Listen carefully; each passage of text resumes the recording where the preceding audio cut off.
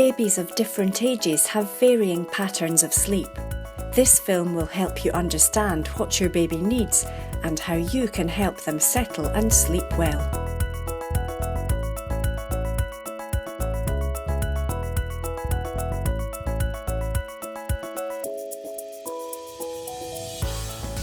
For very little babies, it's not helpful to have a fixed routine that's too rigid about bedtimes and sleep times, because babies sleep when they need to at different times during the night and during the day. But it is helpful to think after the first few weeks and months about how to help a baby settle into a routine to prepare them for bedtime.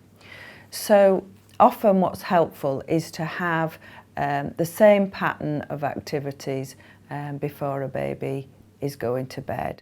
This helps them to have a pattern that means that they know when it's bedtime. It doesn't come as such a shock, and that means it's less likely to be a battle.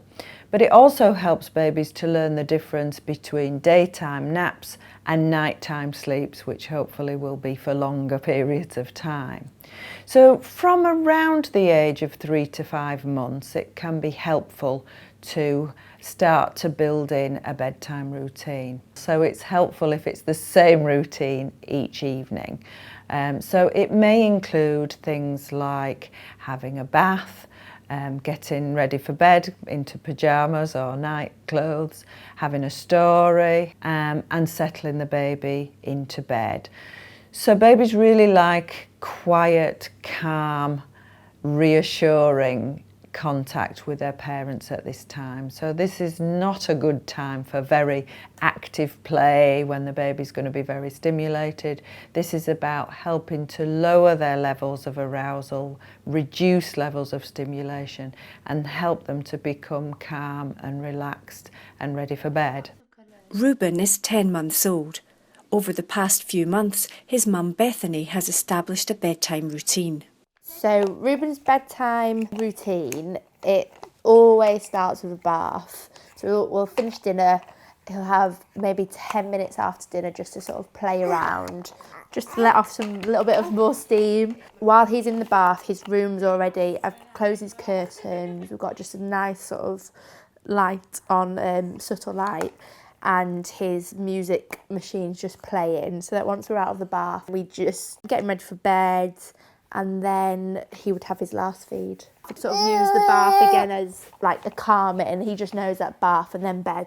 Useful things for babies to help them settle once they are in their cot, to make sure that the room is quiet with low levels of light and other forms of stimulation, to make sure that they're at a comfortable temperature in the cot but also in the room, and that the environment is peaceful and helps them to feel calm and relaxed, so that they're in a good place to go to sleep.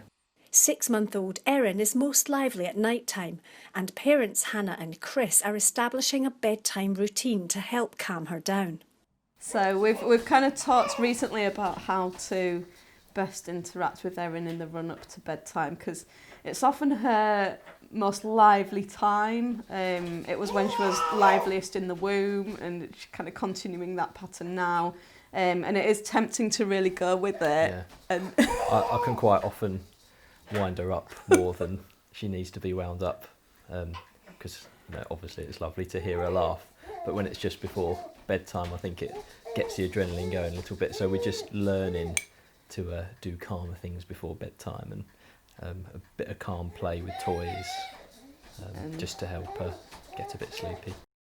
What's really helpful is if babies can be put down in a drowsy state, so that they're not fast asleep but they're sleepy, so that they're actually going off to sleep themselves. That's really helpful, because then if they do wake up during the night, they can settle themselves back off to sleep again without their mum or dad having to be there.